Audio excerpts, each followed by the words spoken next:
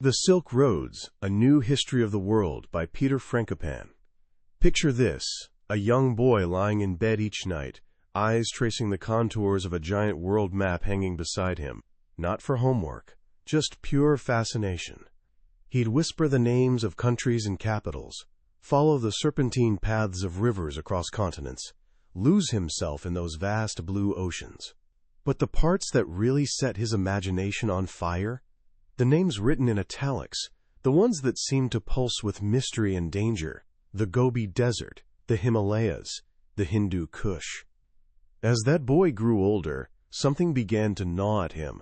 The history lessons at school felt incomplete, like listening to a symphony, but only hearing the violins. The story always went the same way. Start with ancient Greece, hop over to Rome, then watch Western Europe blossom into the Renaissance and Enlightenment, until finally, triumphantly, we arrive at modern America. A tidy narrative, progress in a straight line, everything important happening in one tiny corner of that enormous map on his wall. But here's the thing that bothered him. What about all those other places? Those massive regions? Central Asia, Persia, China, India? Barely got a mention. They were treated like empty stage scenery, while the real action supposedly unfolded in Europe. What if we've been reading the map upside down this whole time? What if the story of humanity doesn't revolve around Rome or London at all, but around cities with names that sound almost mythical? Samarkand, Bukhara, Merv. Places most of us couldn't even find on a map today. Yet for centuries they were the beating heart of civilization. This is the radical proposition at the core of today's book, The Silk Roads, A New History of the World, by Oxford historian Peter Frankopan. This isn't just another dusty history tome. It's a complete reorientation. Imagine taking that world map and spinning it around until everything you thought you knew looks completely different. For thousands of years, the real center of the world wasn't in the West. It was in the intricate web of roads, rivers, and trade routes connecting East and West. The Silk Roads. Here's my promise to you. By the time we're done today, you'll never look at a world map the same way again. You'll see that human history isn't about the inevitable rise of the West. It's about the connections that have bound us all together. It's a story of exchange, conflict, and a global center of gravity that's now shifting back to exactly where it spent most of history. Ready? Let's dive in. Forget Athens and Rome for a moment. Our story begins somewhere most history classes skip right over, the fertile lands of Mesopotamia and Persia. This was the actual cradle of civilization, the place where it all started. Long before Europe was anything more than scattered tribes in cold forests, the Persian Empire was a superpower stretching from the Greek coastline all the way to the Himalayas. And here's what made Persia special: radical openness. The Persians were cultural sponges. Defeated an enemy who had better clothing? They'd adopt it. Found better ideas? They'd use them. They built a road network so efficient that messages could travel over 600 miles in a week, something that must have seemed like pure magic to the ancient Greeks. The empire was swimming in wealth. Gold from Afghanistan, cedar from Lebanon, ivory from India flowing into cities like Babylon and Persepolis. To the Greeks, everything that mattered came from the East: culture, wealth, opportunity, and threats. So when a young, wildly ambitious general from Macedon named Alexander came to power, he never once glanced west. Why would he? Europe was a backwater, nothing there. His eyes, like everyone else's, were locked on the ultimate prize, Persia. Now, we usually think of Alexander's conquest of Persia as just a brilliant military campaign. But what he really did was plug the Greek world directly into the Persian world, creating something entirely new. It wasn't a one-way conquest. It was a collision. Greek language, art, and philosophy flooded eastward. You could find Greek inscriptions carved into stone as far as Afghanistan, with sayings from Delphi teaching kids to behave and elders to be wise. But here's where it gets fascinating. Ideas flowed back just as powerfully. The earliest statues of Buddha, They look remarkably like the Greek god Apollo. Buddhists encountered this visually striking religion and thought, we need to compete with this, so they borrowed the artistic style. Some scholars even think India's great epic, the Ramayana, was influenced by Homer's Iliad and Odyssey. Stories, faiths, and philosophies were traveling along these routes, carried by merchants, soldiers, and pilgrims. Alexander didn't just build an empire, he jump-started the world's central nervous system. And that system was about to expand dramatically. On the other side of Asia, another giant was stirring, China's Han Dynasty. The Chinese were obsessed with one thing: horses. Not just any horses. The legendary heavenly horses from the Fergana Valley, powerful steeds rumored to sweat blood. These animals were crucial for defending against the fearsome nomadic tribes of the steppes, like the Xiongnu. To secure these horses and maintain peace, China established an elaborate tribute system. They gave gifts, rice, wine, textiles, but the most valuable export was silk. This beautiful, lightweight fabric became so prized that being wrapped in silk meant you were someone important. In a single year, China gave the Xiongnu 30,000 rolls of the stuff. This exchange was the beginning of something much bigger.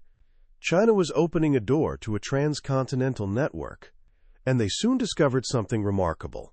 Bamboo and cloth made in China's heartland were being sold thousands of miles away in the markets of Bactria, modern Afghanistan. The world was already connected. It just needed someone to give it a name. Centuries later, a German geologist named Ferdinand von Richthofen would call it the Silk Roads. These weren't just roads for silk, and they weren't even really roads. They were a sprawling, organic network, arteries branching in every direction, carrying goods, ideas, religions, technologies, and yes, even diseases. They were the world's central nervous system, mostly invisible, but absolutely vital. Now let's jump forward a few hundred years. While China was opening to the west, a small town on the Italian peninsula was methodically building an empire, Rome. But here's the key thing to understand. Rome's transformation into a superpower wasn't about conquering Europe. Europe was poor and undeveloped. The real engine of Rome's spectacular rise was the East. The turning point was seizing Egypt in 30 BC. The fabulous wealth of Egypt, built on the grain harvests of the Nile, came flooding into Rome. Grain prices crashed. Interest rates plummeted. Property values skyrocketed. Suddenly, everyone had money to spend. Emperor Augustus would later brag that he found Rome a city of brick and left it a city of marble, all built on ruthlessly extracting wealth from the East. And this created an insatiable appetite for more. Soon, 120 Roman ships were sailing for India every year. The ports of India weren't just selling local goods. They were giant shopping malls for treasures from all over Southeast Asia, even Vietnam. Roman coins have been found across India in such quantities that local rulers probably melted them down to mint their own currency. The newly rich Romans developed legendary appetites: pheasants from the Black Sea, guinea fowl from Africa, rare fish, and, of course, silk from China. Conservative Romans were scandalized. The philosopher Seneca complained that silk garments barely qualified as clothing. They hid neither the curves nor the decency of Roman ladies. To the moral guardians, silk was exotic and, frankly, erotic. But the demand was unstoppable. Pliny the Elder calculated that 100 million sesterces a year were being drained from the Roman economy to pay for these luxuries, nearly half the empire's annual mint output. This flow of money transformed cities along the trade routes. Places like Palmyra in the Syrian desert, the Venice of the Sands, and Petra in Jordan became wonders of the world, their spectacular architecture funded by constant commerce. Here's the mind-blowing part. A gold coin struck in Britain could pay a soldier, get collected as tax, pass to a merchant heading east, buy spices in India, and end up in the Hindu Kush, where a local ruler might copy its design. 2,000 years ago, the world was already globalized. And flowing along these commercial arteries was something even more powerful than gold: ideas about God. The Silk Roads weren't just merchant highways, they were roads of faith. In the crowded spiritual marketplace of the ancient world, religions competed for converts with the same intensity merchants competed for profits. Buddhism, born in India, was one of the first viral success stories of this connected world. It spread rapidly across Asia, championed by rulers like Emperor Asoka. Its concepts even reached west. A religious sect in Alexandria, Egypt, the Therapeutae, bore an uncanny resemblance to Buddhism, focused on enlightenment through prayer and detachment from the self. Coincidence? Or evidence of how far these ideas could travel? As Buddhism encountered other faiths, it evolved to compete. Originally an intensely personal spiritual journey, it became more, let's say, theatrical. Statues of Buddha began appearing, modeled on Apollo. Shrines and stupas became pilgrimage sites. Music and offerings entered worship. Giving donations, gold, silver, diamonds, became a path to salvation. Monasteries sprang up along trade routes, becoming centers of scholarship where texts were copied and translated. The faith was adapting, becoming more accessible and compelling. Christianity was also an Eastern religion. Born in Jerusalem, its story shaped by Near Eastern deserts, spoken in Aramaic, rooted in Judaism. And like Buddhism, it spread along trade routes, though its success in the East was actually more spectacular than in the Mediterranean. By the early 3rd century, Christian communities dotted the Persian Gulf and reached as far as modern Afghanistan. This religious competition created tension. In Persia, the powerful Sasanian dynasty revived an ancient faith, Zoroastrianism, with its cosmic struggle between good and evil, light and darkness. Fire temples were built. A distinct Persian identity was asserted, and with it came persecution of Jews, Buddhists, and especially Christians. The promotion of one faith usually meant suppression of others. The real game-changer came in the early 4th century, when Roman Emperor Constantine converted to Christianity. When the most powerful man in the Western world embraced this Eastern religion, it was an earthquake, but it had a disastrous unintended consequence for Christians in the East. Constantine started portraying himself as protector of all Christians, including those in the rival Persian Empire. To the Persian Shah, this sounded like a threat.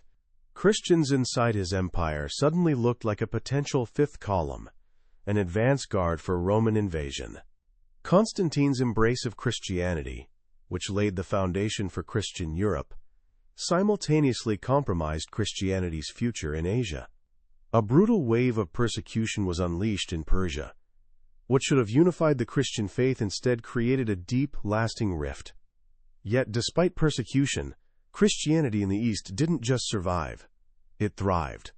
While the Western Church got tangled in complex theological debates about Jesus' exact nature, disputes as much about politics as theology, the Church of the East embarked on one of history's most ambitious missionary programs.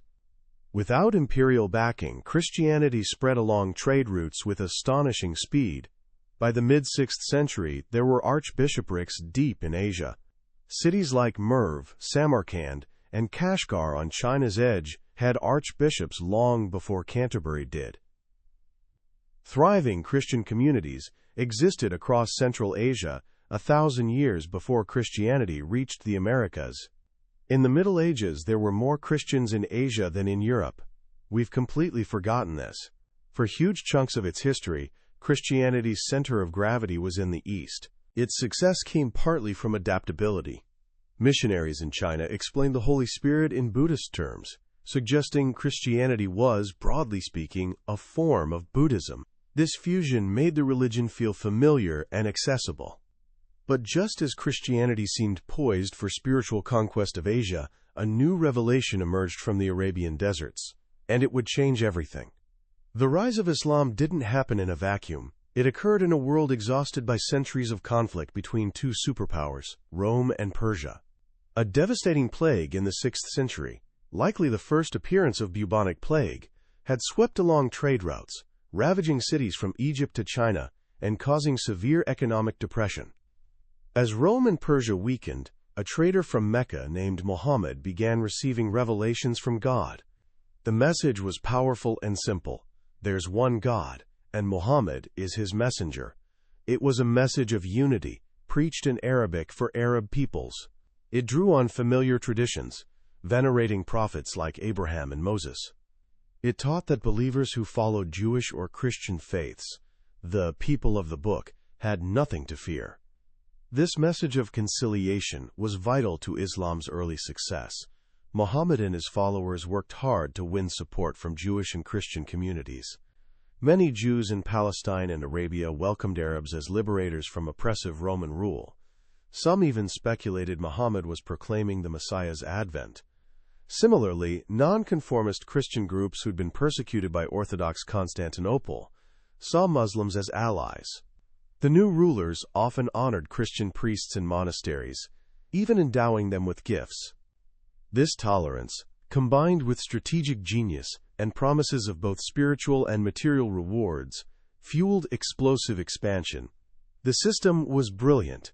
Booty seized from non-believers was shared among the faithful, with early converts receiving larger shares. It was a highly efficient engine for conquest. As Persia imploded from internal conflict and Rome was too weak to respond, Islamic armies swept out of Arabia. They didn't just conquer, they unified the economic heartlands of the ancient world. Egypt's and Mesopotamia's rich agricultural lands were now linked, forming a new political and economic behemoth stretching from the Himalayas to the Atlantic. The Islamic conquests created a new world order. The center of gravity, which had briefly shifted toward Constantinople, snapped back decisively to the east. A new capital was founded that would become the world's richest, most populous city for centuries, Baghdad. Baghdad perfectly symbolized Islamic affluence. It was the heart of royal power, patronage, and prestige. The wealth flowing into the city was staggering. Caliph Harun al-Rashid's treasury contained thousands of turbans, porcelain vessels, jewels, and vast quantities of gold and silver. This wealth fueled incredible prosperity and an intellectual revolution. Brilliant scholars, many non-Muslim, were drawn to Baghdad's court and other centers like Bukhara and Samarkand. A massive translation movement began, rendering Greek, Persian, and Sanskrit texts into Arabic. Works of Aristotle, Ptolemy, and Euclid were devoured and built upon. This was a golden age. While much of Christian Europe wallowed in poverty and disdained scientific inquiry, the Islamic world blazed with innovation. Scholars like al-Biruni established that the world revolves around the sun. Polymaths like Ibn Sina Avicenna in the West wrote groundbreaking works on medicine, philosophy, and mathematics. Algebra was developed here, driven partly by astronomers' practical need to determine Mecca's direction for prayers. Paper technology from China became widely available, fueling an explosion of literature, science, and philosophy. This flourishing civilization was a magnet, drawing people from all over, especially from underdeveloped northern fringes. And just as Rome's riches once created demand for exotic goods, Baghdad's wealth created demand for something the North had in abundance. From Scandinavia's dark forests and cold rivers, a new people emerged, drawn south by unimaginable wealth. We know them as Vikings. In the east, they were called the Rus. These weren't horned helmet barbarians of popular imagination. They were tough, savvy traders and ruthless warriors.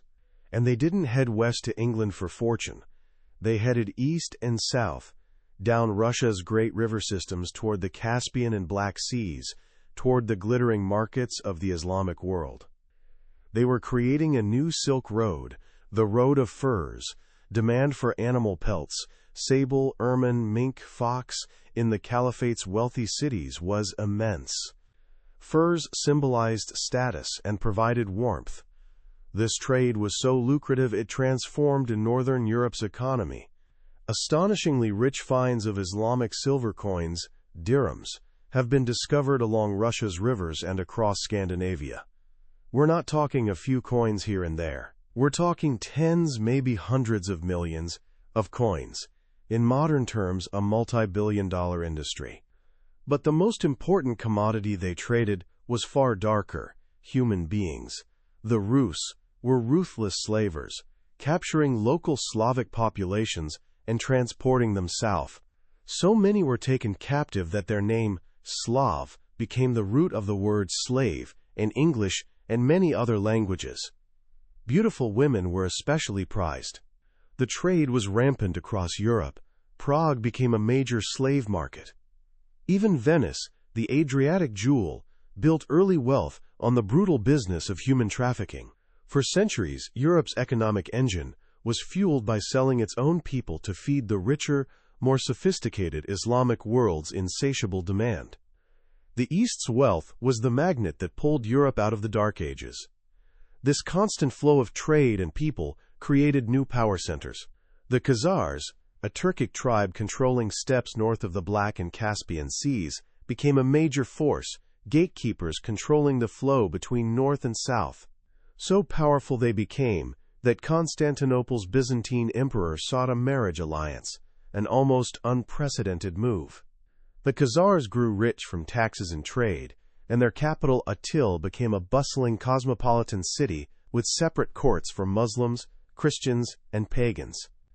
In a move that baffled the world, the Khazar elite converted to Judaism in the 9th century, positioning themselves as neutral arbiters between Christian and Islamic worlds. But the Rus weren't content being mere traders. They began muscling in on Khazar territory, picking off tributary tribes one by one, redirecting tribute to themselves. Eventually, they attacked and destroyed Atil, effectively removing the Khazars from the equation.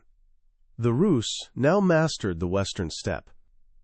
They'd founded a new state that would become Russia, built on trade profits with the East. But their focus was about to shift. Baghdad's caliphate was beginning to fracture. Internal divisions and economic pressures were taking their toll. As Muslim markets became less stable, the Rus turned their gaze toward another legendary city, known in their folklore as Miklagarthar, the Great City, Constantinople. This shift marked the beginning of a profound reorientation. Wealth and power concentrated in Baghdad for centuries were now diffusing. The Byzantine Empire was experiencing a golden age, its coffers filled by trade, its armies resurgent, and in the West, something was stirring. The Crusades. We usually think of the Crusades as purely religious war, a battle for the Holy Land. But that's only half the story. As Frankopan shows, it was also Europe's first major violent attempt to connect directly with Eastern wealth and power. By the late 11th century, Europe was changing. Population growing, economy developing, a new aggressive knightly class emerging. When Byzantine Emperor Alexios I appealed for help against Seljuk Turks threatening his eastern frontier, Pope Urban II saw an opportunity. He called for a great expedition to march east, not just to help Christian brethren, but to liberate Jerusalem. The response was overwhelming. Tens of thousands set off on a perilous journey that became a road to heaven itself. The Pope promised crusaders would receive absolution for their sins. Those who fell in battle would be martyrs. But alongside piety was greed. Crusade leaders, like the ambitious Norman Bohemond, quickly realized there were immense opportunities for wealth and power in the East. After capturing Antioch, Bohemond refused to hand it over to the Byzantine emperor as sworn. He carved out his own principality. He'd come to stay. The real winners of the First Crusade weren't the knights who settled in the Holy Land. They were Italian maritime city-states, Venice, Genoa, and Pisa. They were quick to see commercial possibilities. The fledgling Crusader states, precariously placed and desperate for supplies and naval support, put the Italian fleets in a powerful negotiating position. In return for help, they were granted staggering concessions. In every captured city, they got a church, a market square, a third of all plunder, and complete immunity from taxes. These agreements became foundations for fortunes that transformed these cities from regional centers into international powers. An intense rivalry kicked off a great game for control of the eastern Mediterranean's lucrative trade routes. For 2 centuries, Europe poured enormous effort into holding these new colonies, but the Crusader states were islands in a hostile sea. In the late 12th century, a brilliant leader emerged to unite the Muslim world, Salah al-Din, or Saladin. In 1187, at the Battle of Hattin, he annihilated the Kingdom of Jerusalem's army. Soon after, the Holy City surrendered. Jerusalem's fall was humiliating for the Christian world, but it revealed a fundamental truth. For all the religious rhetoric, the real prize wasn't just Jerusalem, it was access to eastern trade routes.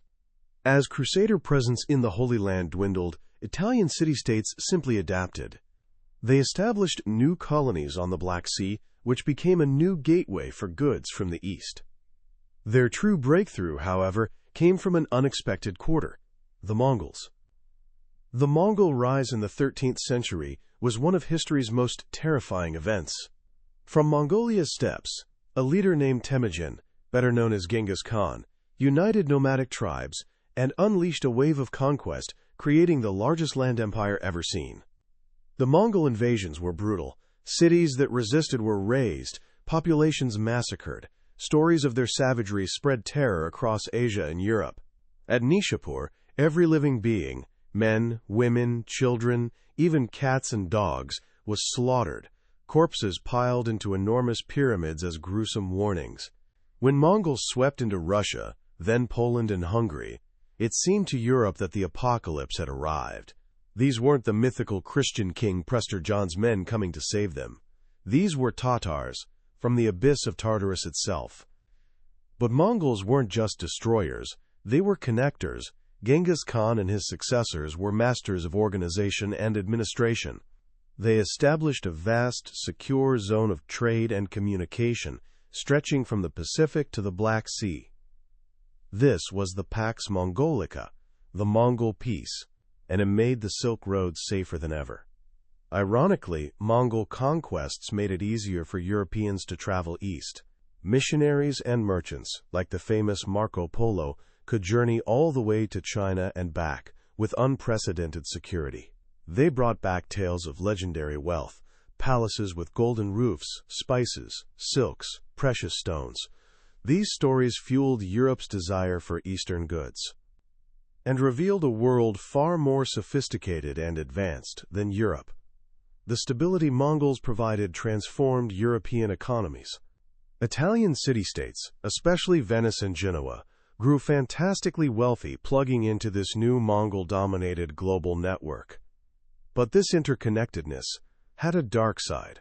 The Silk Roads didn't just carry silk and spices, they carried disease. In the mid-14th century, a mysterious illness bringing sudden death began sweeping through Mongol lands by the Black Sea: bubonic plague. When Mongols besieged the Genoese trading post of Kaffa, they began catapulting dead soldiers, corpses over city walls, one of history's first acts of biological warfare. Fleeing Genoese ships carried the disease back to Europe. The Black Death had arrived. It spread like wildfire along trade routes, killing at least a third, perhaps half, of Europe's population. It was a cataclysm, a horror on an unimaginable scale. To many, it seemed the world was ending. Yet paradoxically, the plague became the catalyst for Europe's transformation. Chronic depopulation led to massive labor shortages. Wages for peasants and workers shot up. Rents fell. Old feudal structures began crumbling. Wealth was more evenly distributed, creating surge in demand for consumer goods. It triggered what historians call an industrious revolution. People worked harder, productivity rose, new markets emerged, and this change was most rapid in northwestern Europe, England, and the Low Countries. These peripheral regions now began to boom. The social and economic transformations triggered by the Black Death laid foundations for the West's long-term rise. But Europe still had a problem. The old Silk Roads, traditional routes to Asia's riches, were controlled by powerful rivals: Venice and, more importantly, the rising Ottoman Empire, which captured Constantinople in 1453. To get spices and silks from the east, you had to go through them and pay their prices. For Atlantic seaboard kingdoms like Spain and Portugal, this was intolerable. They were at Europe's wrong end, far from the action. They began wondering, was there another way? Could they bypass the old routes altogether? This question would lead to two of history's most important voyages. In 1492, a Genoese sailor named Christopher Columbus, convinced he could reach the east by sailing west, set off across the Atlantic with 3 small ships.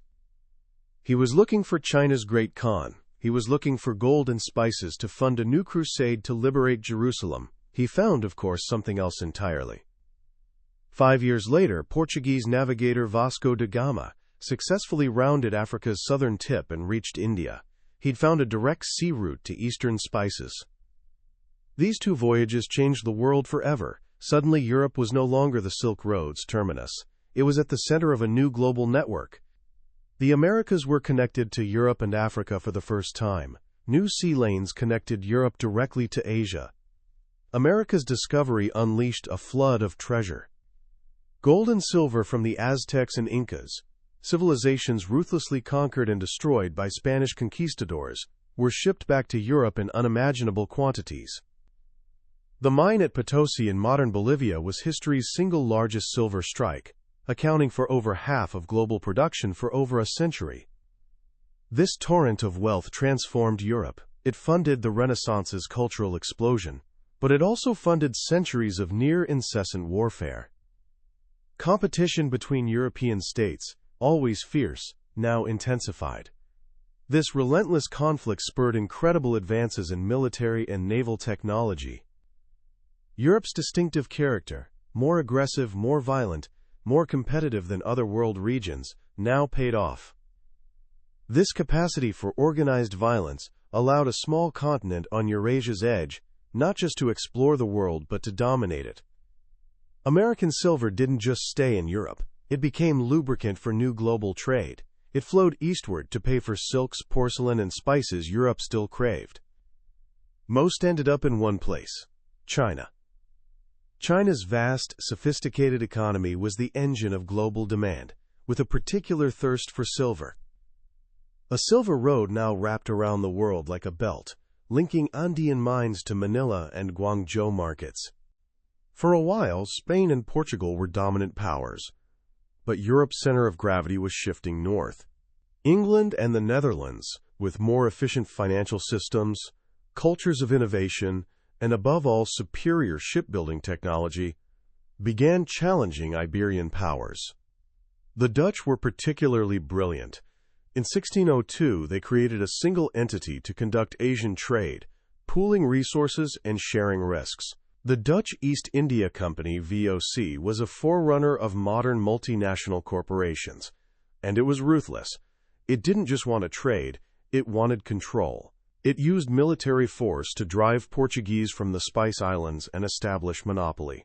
Amsterdam became the new center of global commerce, and the Netherlands experienced its golden age, producing breathtaking art by painters like Rembrandt and Vermeer.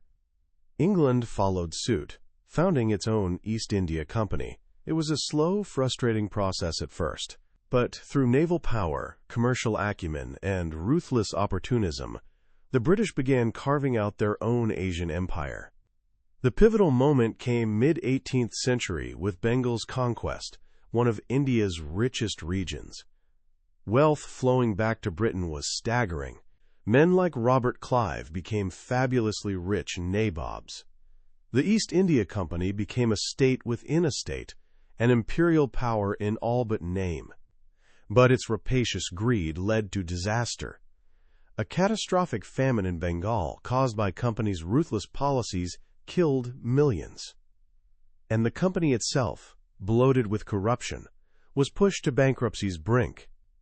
To bail it out, the British government decided to raise taxes on North American colonies. The response was furious.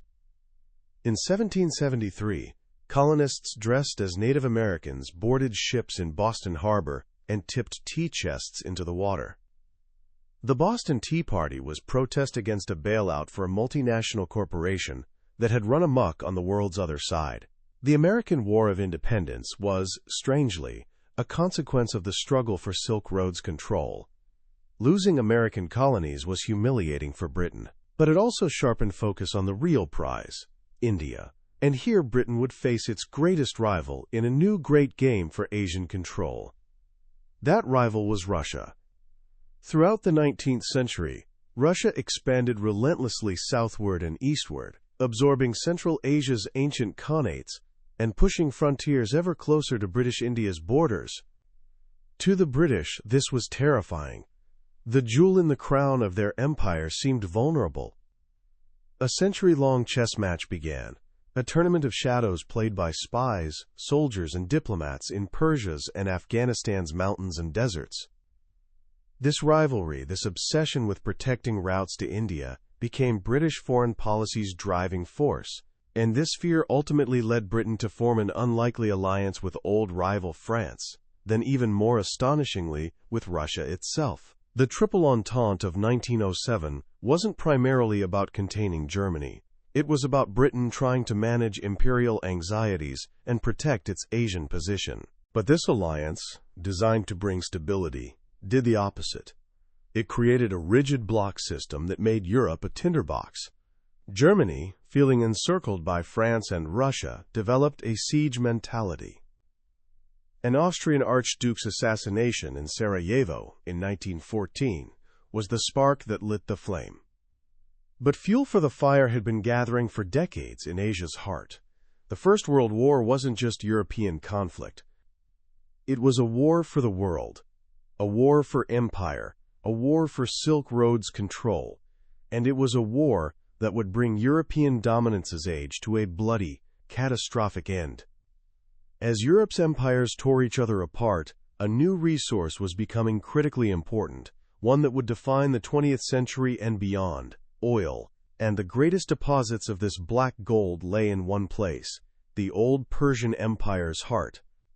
Oil's discovery in Iran in 1908 by determined British adventurer William Knox D'Arcy was one of the modern era's most important moments.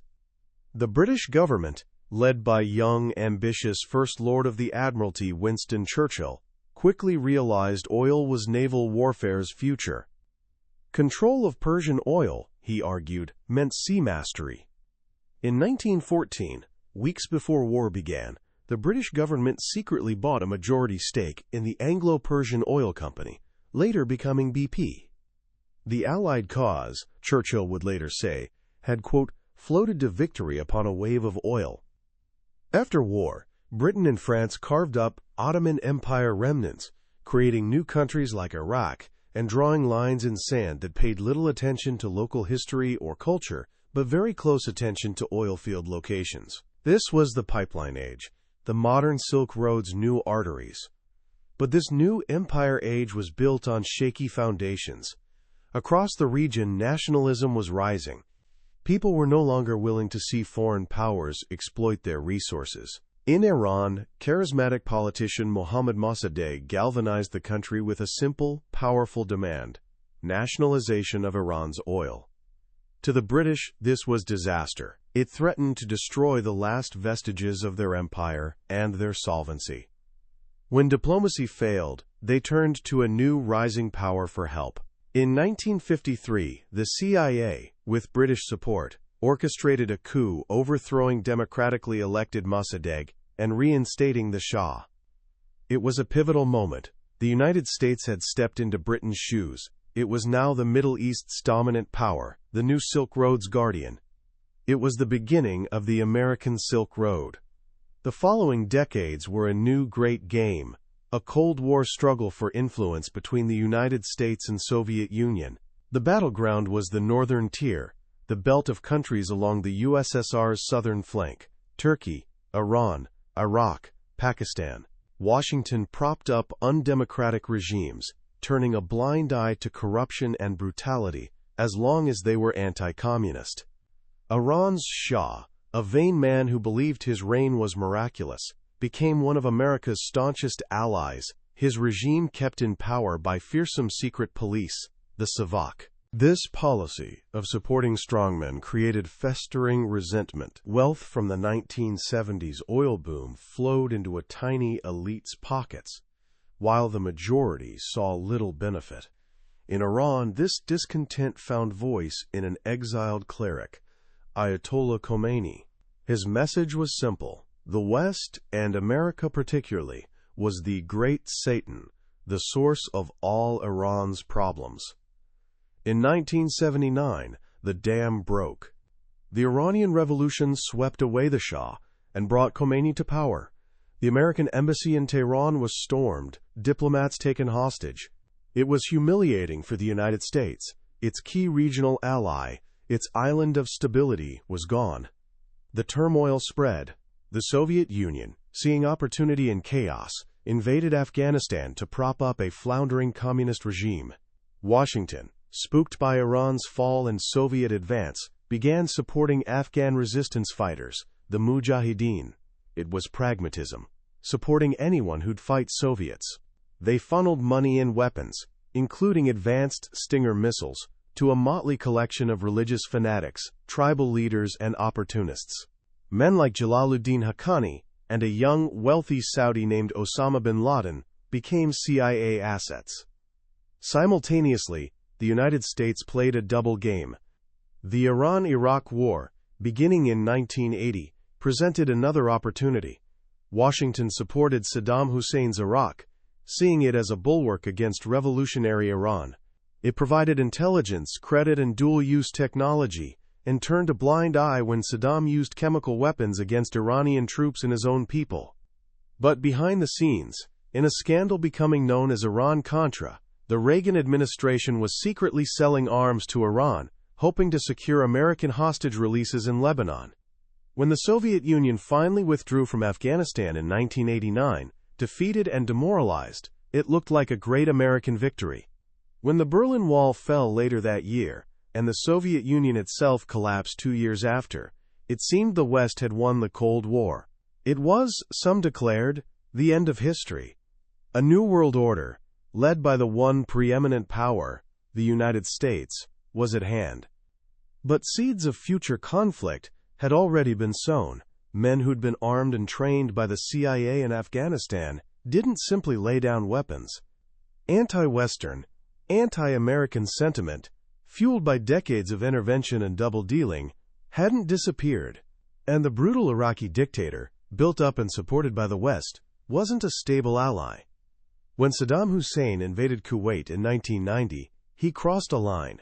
Access to Persian Gulf oil, President George H.W. Bush declared, was vital to U.S. national security. A massive coalition force was assembled, and Iraq's army was defeated in weeks. But Saddam was left in power. The following decade was one of simmering tension. Then, on a clear September morning in 2001, the world changed again. Attacks on the World Trade Center and Pentagon were orchestrated by Osama bin Laden and al-Qaeda. From their safe haven in Afghanistan, under Taliban protection, the response was swift. The United States invaded Afghanistan, toppled the Taliban, and began a manhunt for bin Laden. But the war on terror quickly expanded. Focus shifted to Iraq. Despite lack of evidence linking Saddam Hussein to 9/11 or proving weapons of mass destruction possession, the Bush administration was determined to remove him. Iraq's 2003 invasion was meant to be a short, sharp war bringing democracy to the Middle East and securing America's position in the world's heart. It became a catastrophic, decade-long insurgency that destabilized the entire region and cost trillions of dollars. The last few decades' story, as Frankopan sees it, is one of a doomed Western struggle to retain dominance over vital territories linking East and West. It's been a story of miscalculation, short-sightedness, and profound lack of understanding of deep historical forces at play. Because while the West has been fighting fires in Iraq and Afghanistan, the Silk Roads have been quietly re-emerging. A new network is being built, not of caravans and camels, but of pipelines, railways, and fiber-optic cables. Central Asian countries, once dismissed as backwater, are groaning with natural resources: oil, gas, gold, uranium, and rare earth minerals vital for our technology. Their cities are booming with gleaming new airports and luxury hotels. And a new superpower is rising to connect them all: China. President Xi Jinping has announced a vision for a new Silk Road economic belt, a colossal infrastructure project to link China to Europe through Central Asia. It's investing trillions in railways that will carry laptops and car parts from China to Germany in 16 days, in pipelines bringing gas from Turkmenistan to feed its growing economy, and in ports and highways across Asia and Africa. The world's center of gravity is shifting again, back to where it lay for millennia. We in the West have become accustomed to seeing our story as the story. But we're realizing we're just one part of a much larger, much older narrative. The Silk Roads are rising again. The birthing pains of this new world are all around us. In Ukraine's turmoil, Syria's tragedy, tensions with Iran. The world's future, Peter Frankopan tells us, will be decided along these ancient pathways. When you finish a book like The Silk Roads, the feeling is one of both humility and excitement. Humility because it forces you to recognize how narrow our typical view of history is. The story we've learned, the neat relay race from Greece to Rome to Europe to America, isn't the whole story.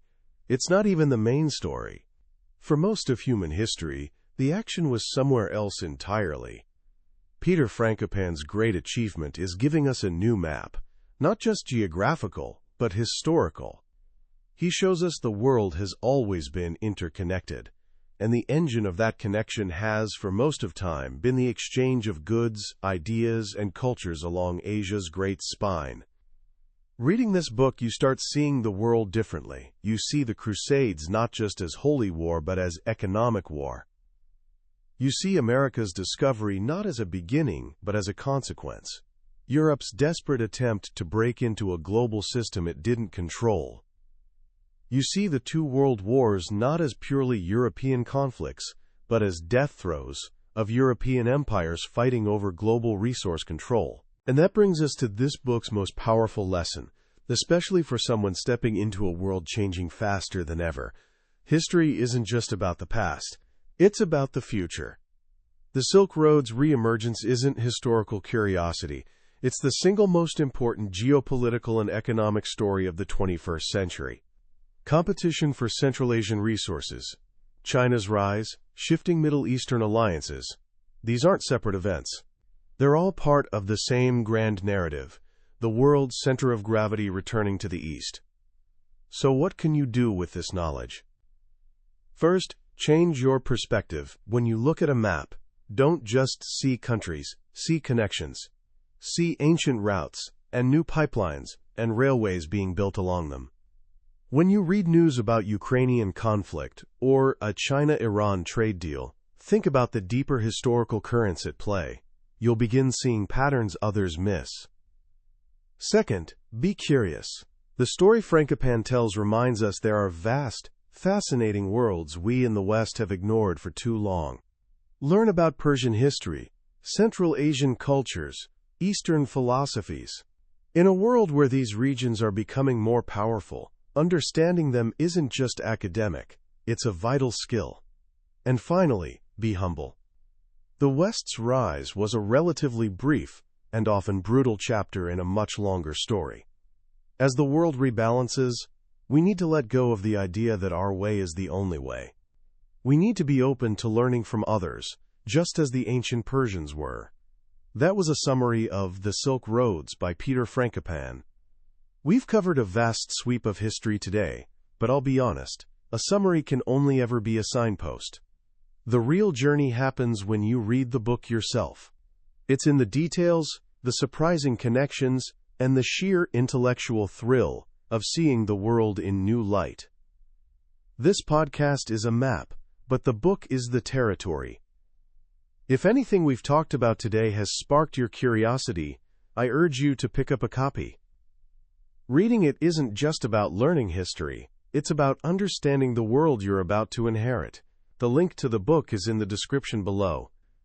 Also, if you found this journey valuable, please hit that like button and subscribe to the channel. It tells me these deep dives into great books are worth it, and ensures you won't miss our next exploration. Let's keep learning and growing together.